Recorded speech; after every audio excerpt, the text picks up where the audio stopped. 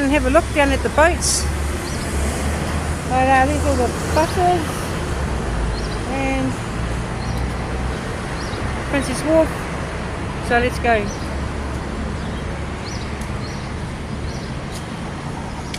Don't blame it on the sunshine. Don't blame it on moonlight.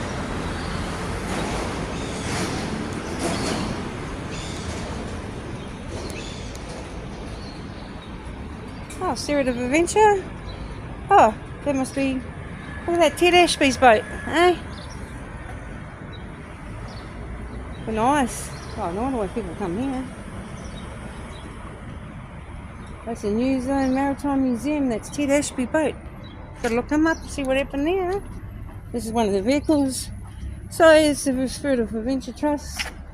They come along here. Actually, it's been designed to look like a ship, but it's not.